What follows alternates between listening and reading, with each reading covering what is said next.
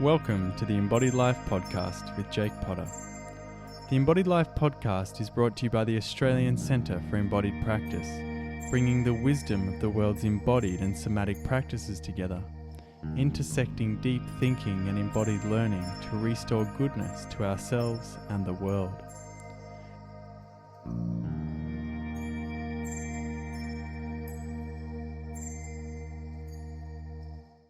Welcome, Gilbert. Hi there. Good to be here. Yeah, it's good to have you here. I'd like to start, as I always like to start, just to know you when you were growing up as a young one. What was your relationship to being embodied?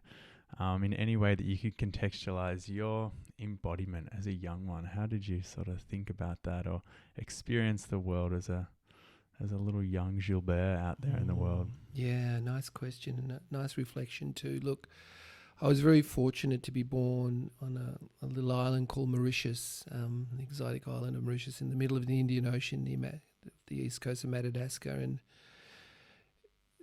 in a nutshell, Mauritius is a very central island, and everything is highly multicultural. So everything is embodied there. You know, you feel the earth on your feet, you feel your senses, everything is alive. And all the smells of different foods and cultures and sounds, it becomes a daily ritual. So in that sense, life is on the streets like many Asian and African countries. And you're in some ways forced to be embodied. There's no separation from nature and community. So it's sort of seeded very early, my sense of connection to place and my body and having a sensual life, very early on. And it's a high touch culture, and multiple aunties and uncles, intergenerational homes and families. So when you have that foundation, everything, especially in your first 5 years of your life, which I spent, in Mauritius, then you see that your lens is sort of locked in for the rest of your life. It's sort of a primal narrative of wanting and needing to connect and or being in community and also an extraordinary activation of your senses, smell, touch. Yeah. And if I'm mistaken, how many first cousins do you have? Oh, I think over 100 because I think I had 14 brothers and sisters on my father's side, 14 uncles and aunties, and about 12 on my mother's side. So, and they all had, 5 or 6 kids each. And so, villaging, we were always with big groups growing up, and the sounds and eating and breaking bread together, food and play. It was central. Yeah, and for someone whose work is so based in community and place and bringing people together, it seems not surprising that you came from a place with that many people around you. And to maybe a culture like Melbourne who's much more dispersed and individual people, that your work is to kind of like, in some way, give Melbourne of what you had in your first 5 years of life, just with like people around. And I mean, knowing you, I've known you for maybe almost close to 10 years, I would say now. And I would describe you as everything you just said, like sensual and physical, and you're right there with people, you're not afraid to be in the flesh and be in the dirt and just to be in like the marketplace, so to speak, to really be with the people in a lively, rich, life-filled way, which is something I've always really admired about you. Well, thank you. Yeah, and I think coming to a place like Australia and living in a place called Dandenong, again, rich in culture and diversity, but very quickly realising the Western paradigm of separation, separating all these things, like the school was far away or the hospitals were far away, the marketplace. Where was the market? A shopping centre. And work, you couldn't walk to work, you had to take, have a car or take buses. And so suddenly the villaging component was, separated very quickly. So we could only do that in our little homes and neighbourhoods or streets, as compared to the whole village, which I think something now I think humanity is waking up to, the importance of community and, you know, livability and walkability. Yeah, and I'm curious to know, sort of to start to focus a little bit in on your work that you do, you know, primarily here in Melbourne, but I know you've worked all across the world. And I guess along this theme of being embodied and along this theme of bringing people together, and I guess like you really speak to a central question of like what it means to be a thriving human, like to have aliveness of a human, and to really be in a world that is rich, I see is like a real central part of your work. But you do that in a very unique way in working with the formation of cities and the structure of spaces and of marketplaces. Yeah, I'd just love to hear a bit about like how you would describe your work and, you know, what you see that your work has done for like thousands of cities that you've worked with over, and we've just been talking 30 years. This is coming up to 30 years that you've run Village well and have worked in countless places. Yeah, look, I think where do I start? It's like, you know, I think, you know, in its essence, we call our work placemaking, or you want to call it village making, but, you know, at its core, it's about creating meaningful and connected places that people love, and places for everyone, you know, that are welcoming, safe, inclusive, and alive. And that concept of aliveness is something that I've always reflected on. What does an alive place look like? What, you know, and first you need it to be safe, and you need to find connection to many things that humans have done for millennia around, you know, exchange of food or culture or community, or you know, the simple act of walking the street and feeling connected to a place, and what makes that connection happen. So in that sense, our work is really about, you know, creating the spark in places that can see what they can, not only who they are and their assets, but what they could be. But also, we always say there's two principles that drive our work, which is one, that the wisdom lies in the community, that it takes people to create a good place, and we forget that. It's not all about experts or, you know, a developer, or, you know, the infrastructure that we pour into places, but it's the small is beautiful component, and it takes many hands to create a place.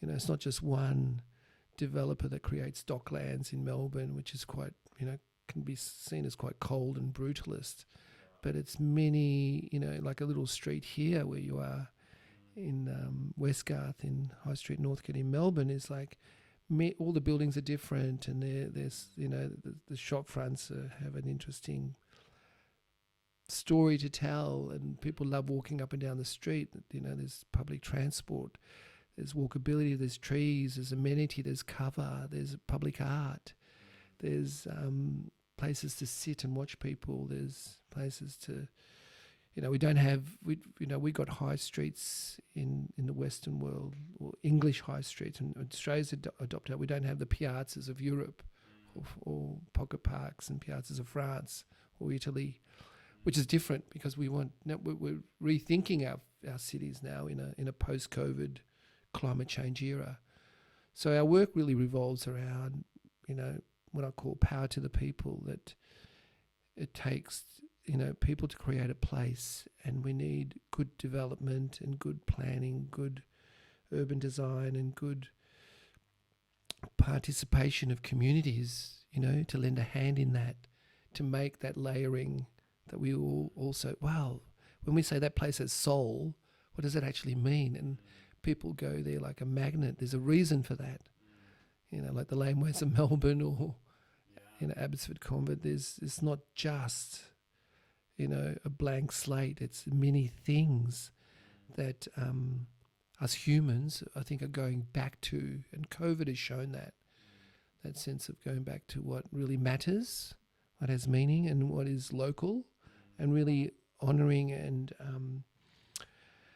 I suppose in many ways, COVID has shown us that local is, you know, our local assets are really important, especially when you're in lockdown. and we need to really treasure them and make. And now the people say, well, we want to make our parks better. You know, we're missing these shops, and how do we look after the most vulnerable groups? You know, that everybody needs to access a good place. You know, ultimately, our place is about making places that people love, all people, and that's more the an organic and heartfelt way of saying what our work is. But different clients like governments and communities and developers would have a different take on that. But ultimately, it's the same thing now, which I think is exciting. What would you say, I mean, I think the fact that you've worked in thousands of cities says that there's something not right about how cities are being built.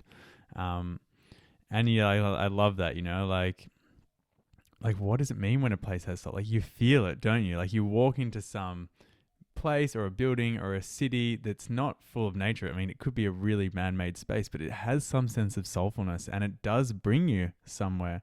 I guess the fact that you do a lot of work in the world says that people need something that you offer. And I guess what are some key components that bring that soulfulness? Like what's really important when we are designing cities to have aliveness and to have well-being and to have goodness amongst people? Like what are some key features of that? Good question. And I think this goes straight to the embodiment narrative.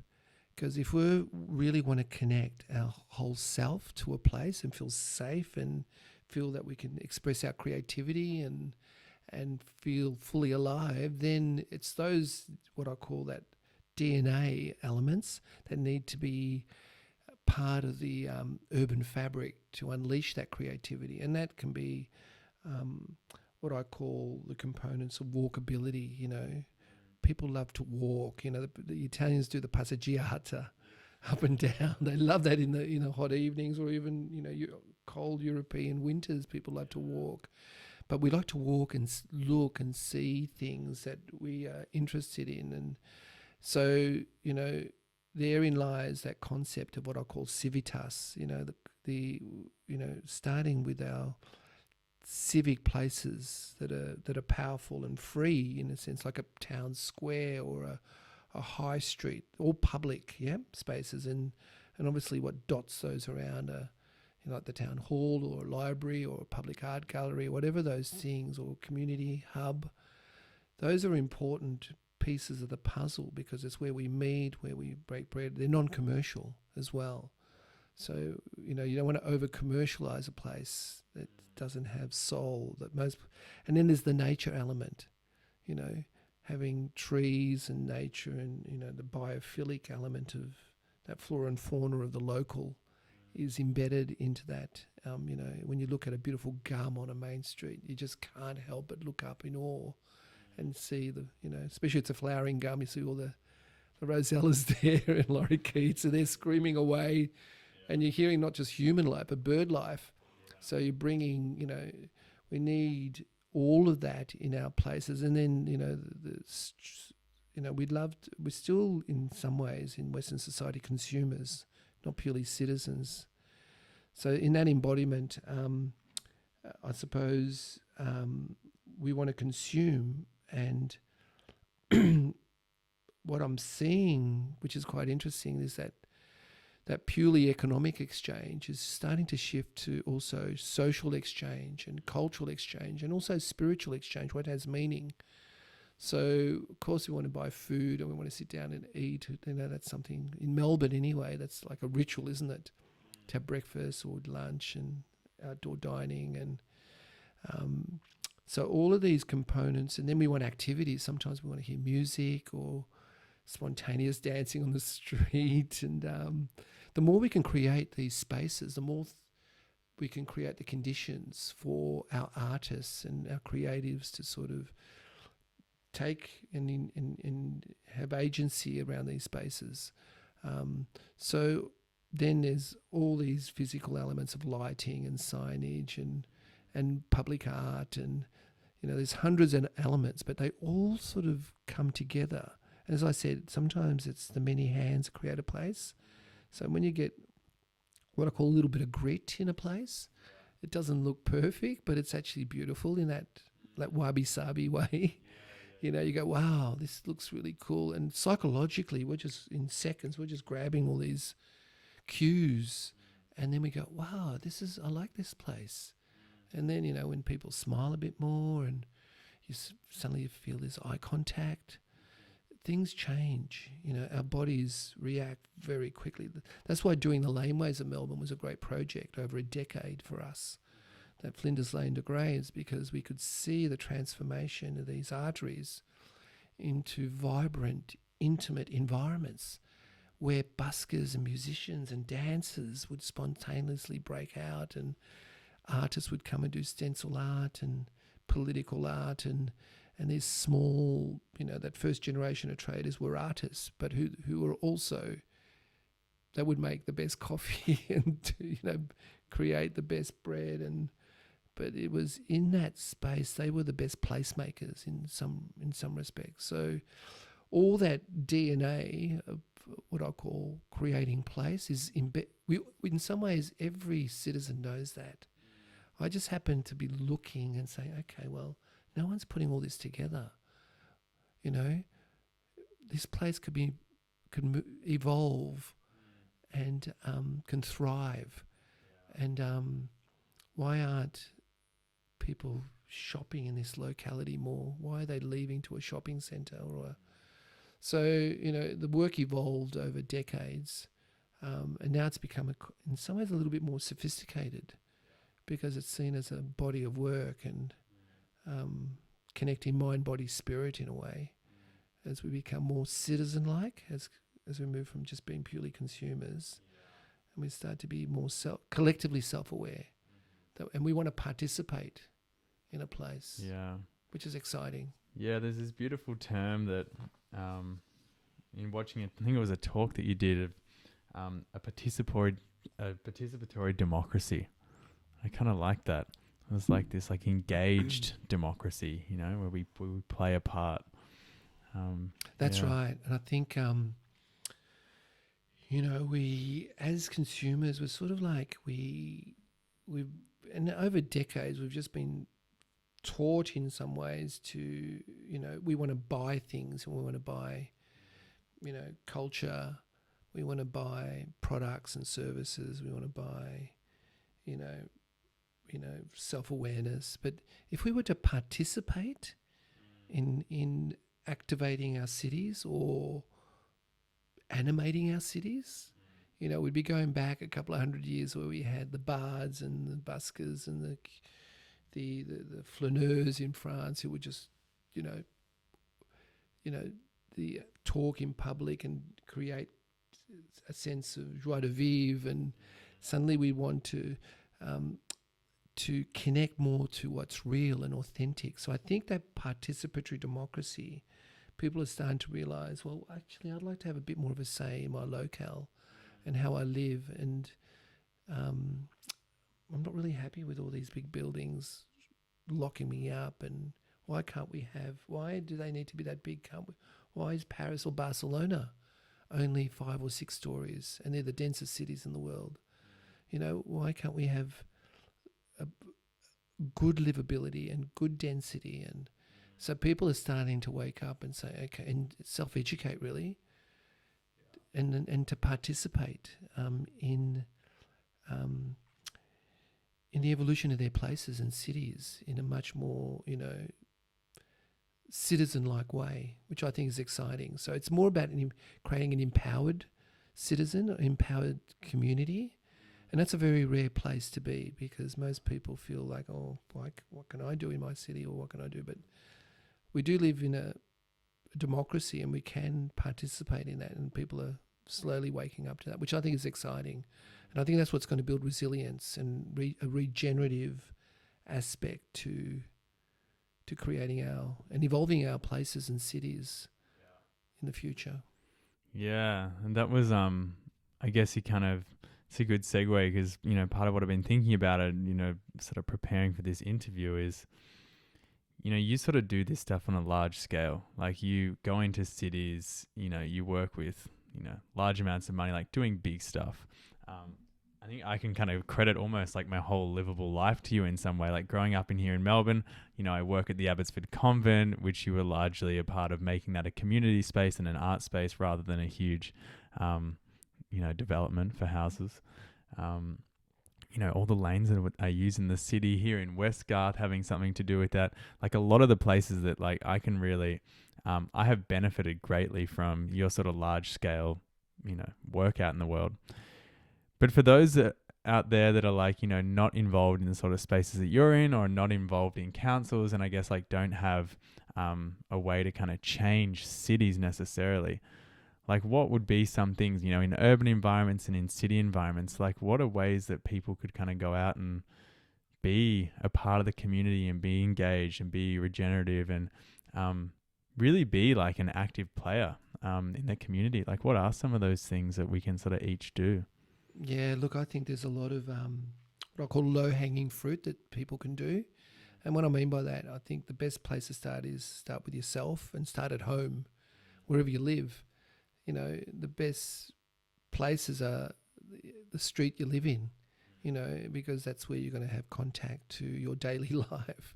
So if you live in an apartment or in a house with a verge, I remember, years ago, about 20 years ago, when I was living in North Coburg, we did what I call an illegal act of love. We took the verge and put a seat on there, put a little, play space for kids and planted almond trees and herbs and, put a table out there like free stuff.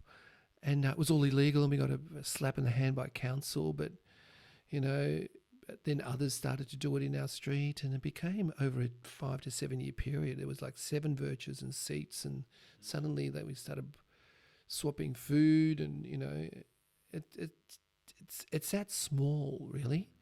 And then from that we looked at a little pocket park that, City of Moreland was not really putting a lot of love at the end of the number 3 tram in Sydney Road. And we said, well, we got about 10 neighbours involved and did 3 weekends and put up our own pocket money and replanted everything and put seats. And so we started doing our own thing. And I think, we've forgotten that we can do that. We do have the agency of creativity to look after our streets and our neighbourhoods and our places. And you can't always do an illegal act of love, I call it. But you can talk to your council, but also just potluck dinners and with your neighbours, having, little shows and all these I know they're little things, but they make a huge difference. And I think COVID showed all these WhatsApp groups were created. Do you need anything? I've got this. I'll pop in and drop in some milk. Are you okay? And we're looking out for our most vulnerable community members. Oh, have you seen Mrs. Jones, who's 89 years old? I haven't heard from her. I'll pop in, yeah. So I think when we do these small, it's like smelling the roses in a way, these little interventions, and we start to beautify our lives and our environments in small and subtle ways. They don't cost a lot of money. It's mostly sweat capital and, coming together as community, I think. And there's also virtual things that you can do. There's virtual communities and sharing things. I know, at that time we created a little share hood. Not everyone needed a lawnmower in the street. So we said, well, use ours, or not everyone needs our car. So that shareable economy, I think, will come through more and more. Shareable ecosystems that when we share, we become alive, I think, because we're connecting. It's not even about what we're sharing, it's about the connection, and then with connection comes a level of communing, yeah. And with that, you feel safer. You feel a little bit more, alive, because you can, the act of saying hello now, or all these little things. And, in America, there's a concept called block captains. In Philadelphia, I think there's 3,000 block captains. So what a block captain knows all the people who lives in the block. Like, and they have a WhatsApp group. They have, 4 lunches a year. They have a little street party, But when you put all those block captains together, it's an ecosystem, isn't it? It's alive. Each one has its own little spirit of place, and the characters that make up that block.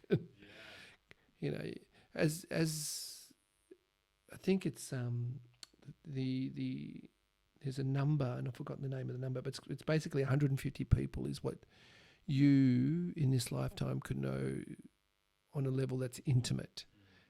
When it's over 150, then, and that's the block really, 150 people max. So that makes a lot of sense. You may not know them, on a daily level, but, it's the eyes on the street, the hellos, and the magic happens from that. You just don't know who's living. We've forgotten. We used to know who lived in our villages and blocks for thousands of years. It's only in the last 100 years, 150, 200 years. Yeah, where I live with, my partner in Melbourne, I was speaking with an Italian lady that lives down the road, and she's been there for 60 years or something. And the house that we live in, she knew the guy that lived there, and he passed away when he was 100 there. And she'd known him for like 40 years or something, and she knew everyone down the street. Now there are all these big developments. And you could sense the sadness in her voice, I could really sense the this is unfortunate. And, there's a big sort of development next to her, and she likes the people that live there, but she can't stand the building. And she stands out the front and she's like, look at this, shit building that's here. And it could really sense, what she had lost in that, and then not her immediate people, she might drop in once a week and drop off a cake or whatever. But I guess, that generation seems like it's sort of ending. But then there's these kind of more, I guess, they seem like more underground movements, and these grassroots movements that are sort of bringing that back together again. I think so. And I think COVID has definitely been a big wake-up call for a lot of people, because suddenly we can't jump on planes, and suddenly we can't even jump on planes to go to our own states in our own country, potentially. There's a risk. So suddenly we've had to rethink our lives, and not to say that some people have really been hit hard and struggling with that, but one of the things that really has come out of that process is that sense of, okay, what's important, what is understanding my local, understanding the sense of something bigger than myself, which is that search for meaning. Some people making definitely shifting life decisions, and saying, okay, no, actually I want to live this way. I don't want to be in a car 3 hours a day commuting. So suddenly I think, which is quite interesting. I think you can only be, as much as the love of working from home is amazing, there's going to be another tipping point where we're going to have to reconnect to community, So it's like two different waves are happening. We've had this first wave, wow, I'm getting back my life, I'm feeling good, I might know my local people. But actually, at the end of the day, culture matters. And culture is what makes us human. Through dance and music, or eating, or communing, or learning, or growing, or being in nature. All the different types of culture, capital if you want to call it that.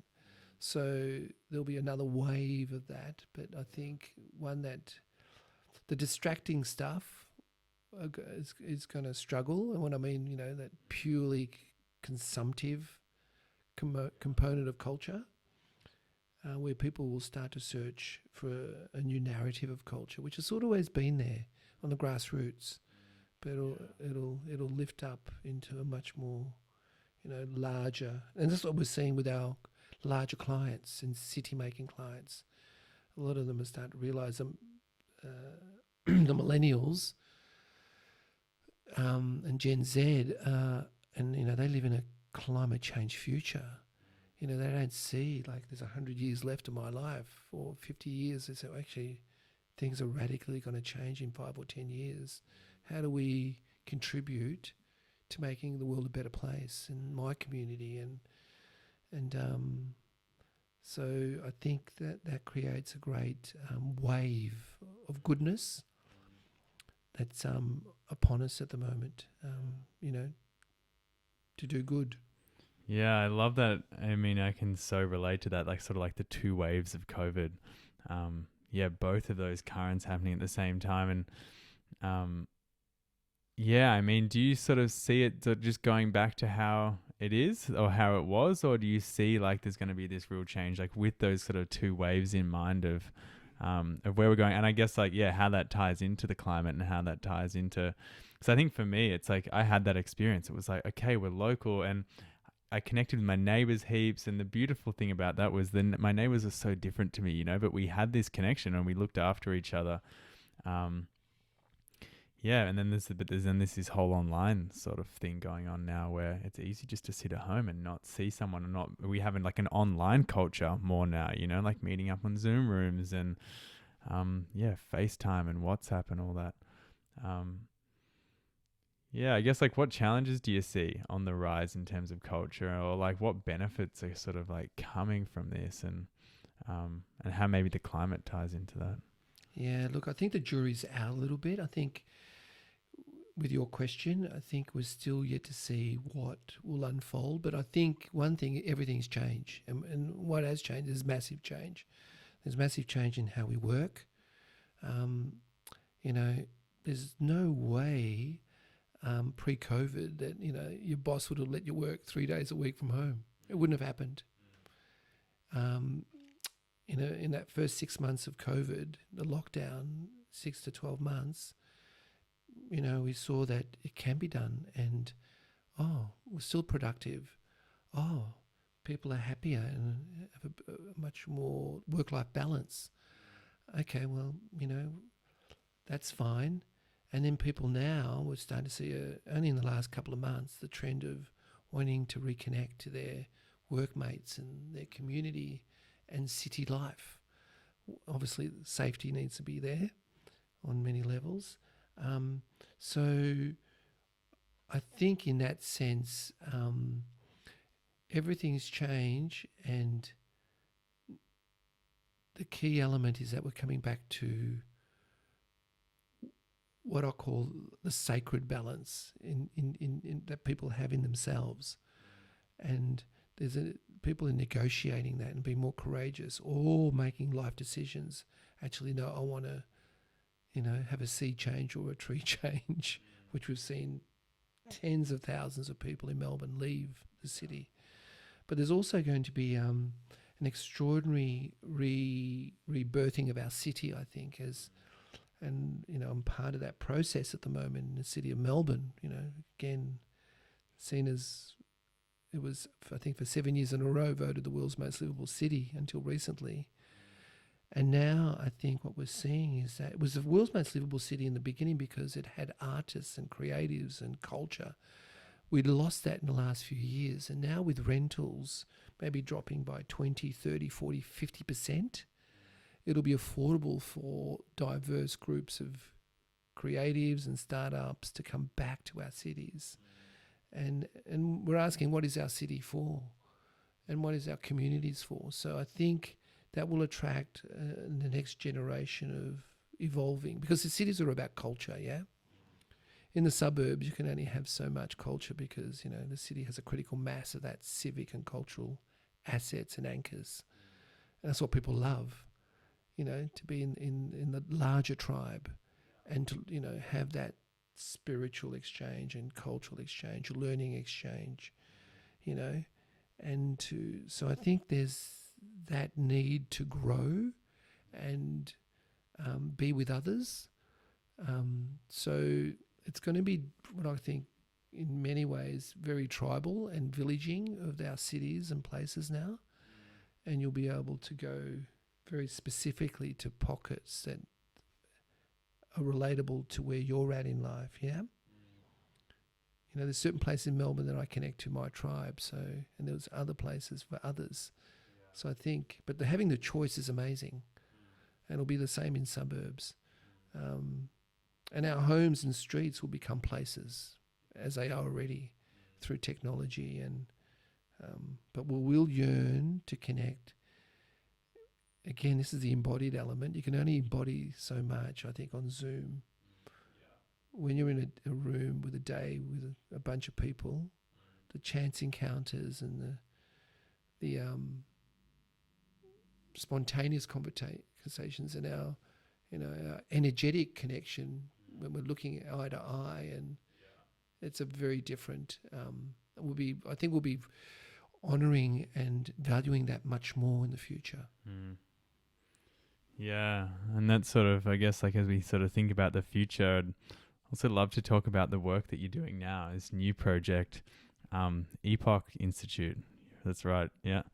And we just briefly talked about this, before we sort of started doing this interview today. And, this feels really exciting to me. It kind of, it reminded me of Joanna Macy's, the Great Turning, I think she refers to it, which I know you and I have talked to over many coffees before, and, what that means for us and what that means for community and what that means for the world. And like you said, this generation that's coming up now is, they don't have a good hand dealt to them in terms of a global climate crisis.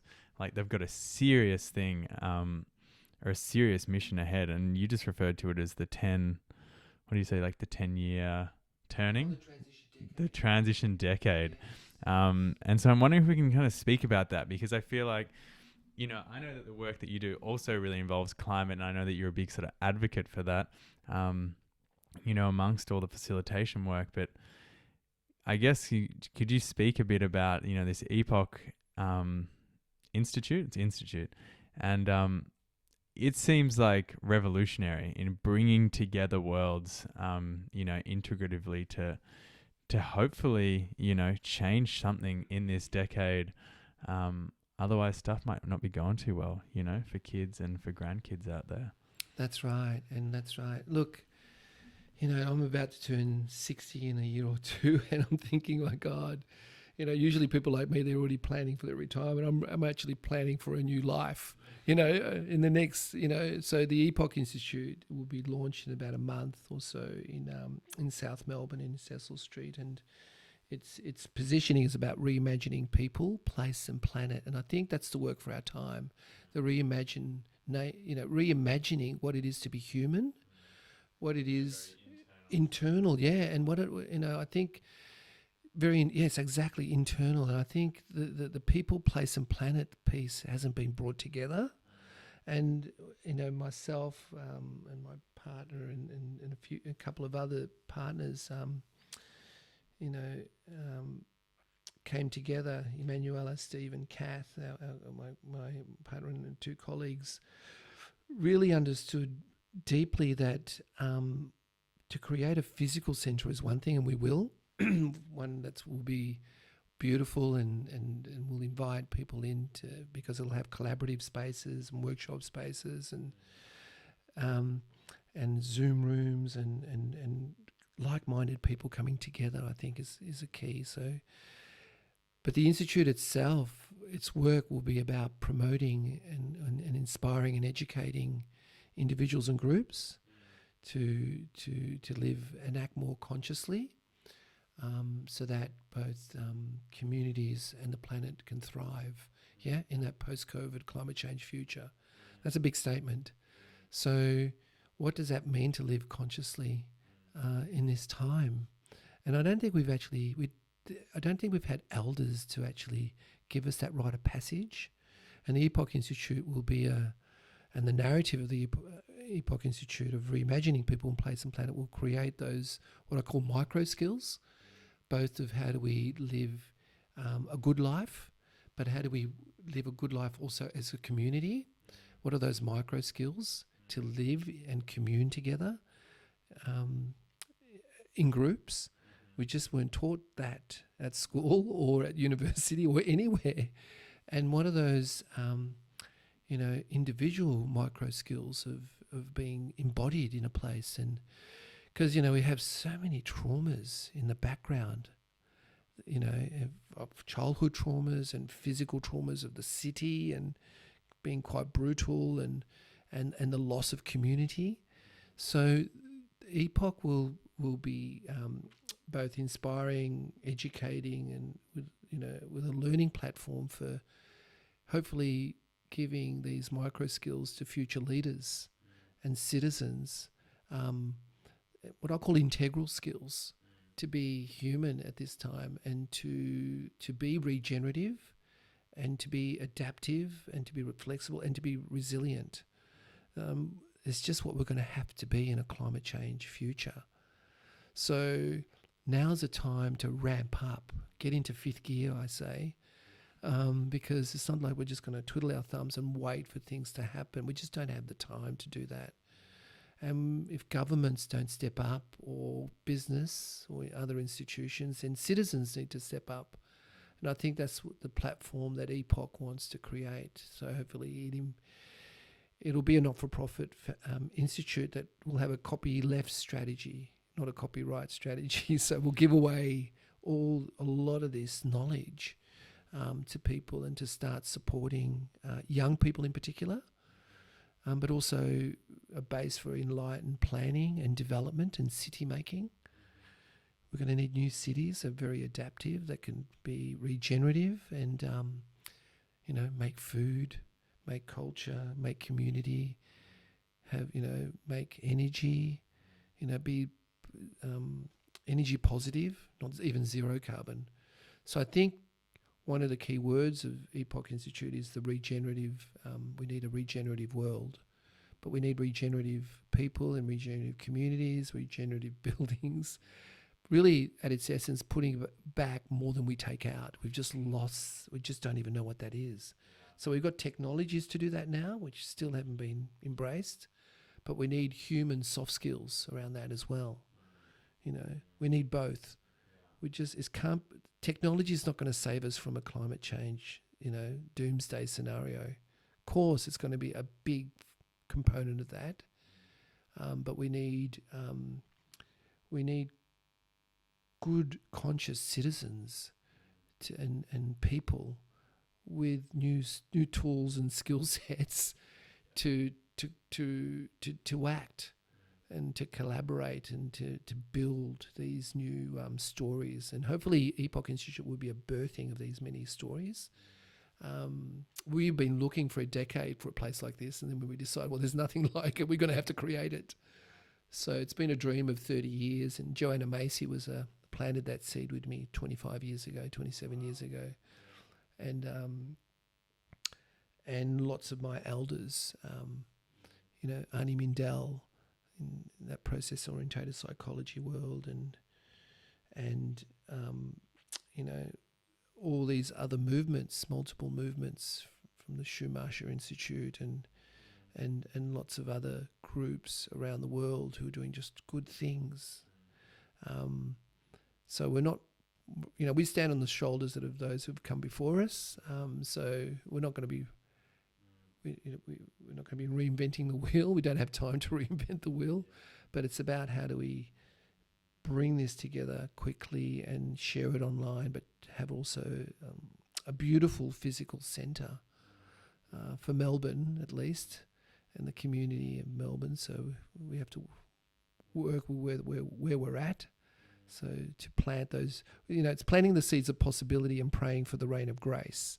So we want a lot of grace to rain on these great ideas to, so they can thrive and quickly build, the people that are connected to enlightened finance, community ownership and governance systems. So it's in some ways, these are real practical tools that we're bringing together to share with people.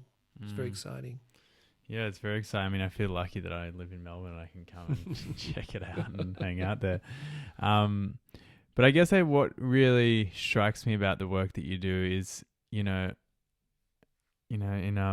cognitive science, in the realm of embodied cognition, they're always talking about we're embodied and we're embedded. We're always embodied in ourselves and we're embedded in an environment.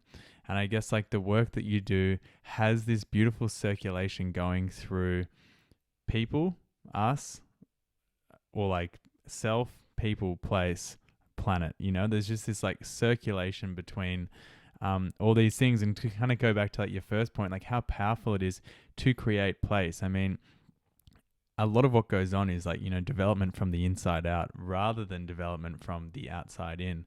And the beauty that can come from when you share food or you have a city that's designed in a certain way, how that can bring about human flourishing. But your work has this current between the two. It has the current between self-development, but like planet development. And there's a really important sort of circulation that goes between those two. So I just feel it is kind of this beautiful sort of totality happening there, and this circular nature that feels really natural in what it means to be a human, because we are embodied and that we are embedded.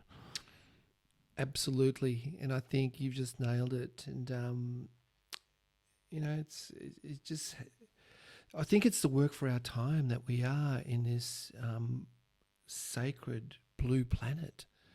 And we are the earth. You know, the earth has made us. You know, it sounds so simple to our indigenous brothers and sisters for millennia, but it's a radical concept still. And I think once we awaken, you know, that planetary awakening, and I think it definitely started. There's a lot of good people. You know, I always say there's good people in a badly designed system. If we can redesign this system for goodness to flourish and to be regenerative, you know, on all levels, the built form, the hardware, and also the software, and how we, you know, become, you know, more caring and compassionate and giving, and to you know, as one Governor General, Australian Governor General, a few Governor Generals ago said, you know, you're judged, you know, society is judged on how you care for the most vulnerable.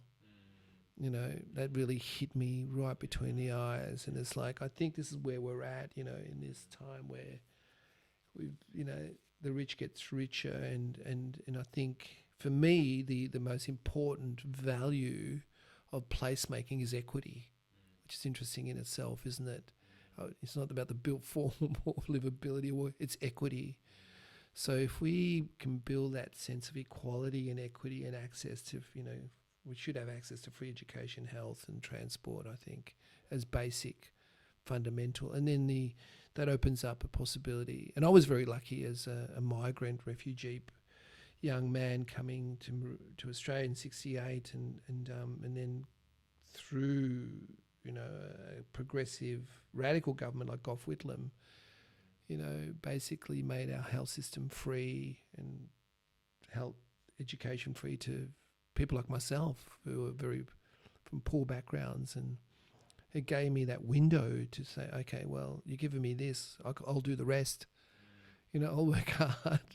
You know, you pull me up from that generational poverty, you know, cycle that I could have stayed in Dandenong potentially. I just happened to have a pretty amazing mother and sister who were like role models, you know, that pulled me out and said, well, you can do this, you know, without even saying anything. So in that sense, equity becomes the defining narrative of our times, really, because you can't have climate justice without, you know, social justice, equality, you know, that sense of equity. It seems like those two could never live together. You know, they kind of go hand in hand. If you're caring for people, by nature, you're probably caring for the environment. Like, it's hard to just really separate those. That's right. Yeah. So, yeah, it's scary and exciting times, but I think this is where the birthing's going to happen now. You know, it's like the Roaring '20s. You know, that was the most amazing time on humanity, you know, after the First World War. And this extraordinary flourishing of creativity and ideas and, you know, technology, and we sort of, you know, it's going to happen again.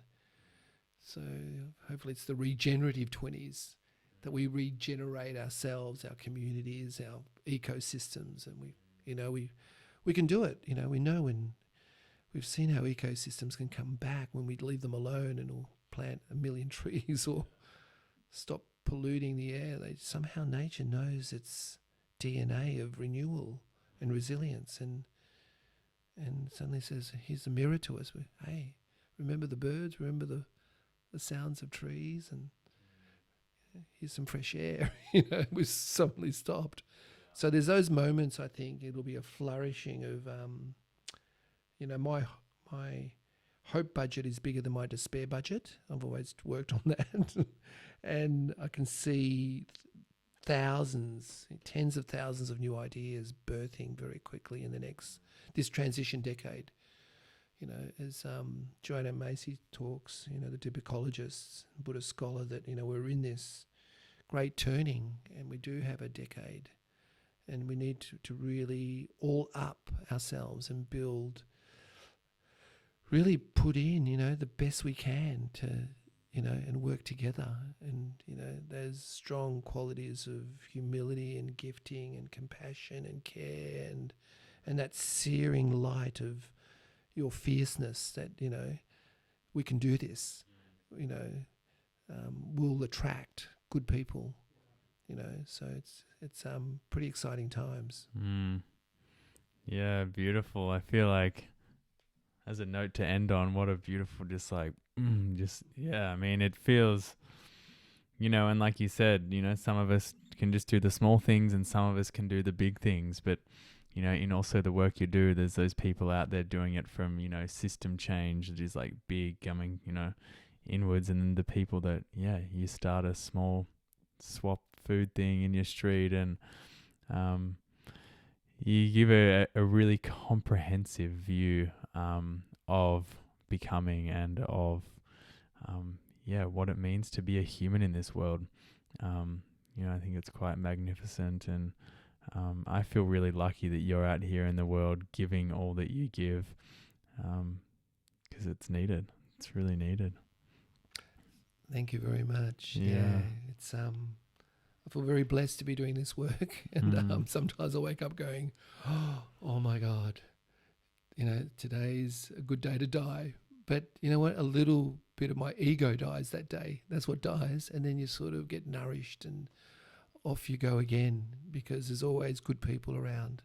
That's the thing. We can, in this extraordinary time, we can also enjoy the journey. Yeah. So thank you for having me on your podcast and video podcast. It's been great. Yeah, my pleasure. It's good to have you here, Gilbert. Yeah, thank you. Pleasure. Thank you.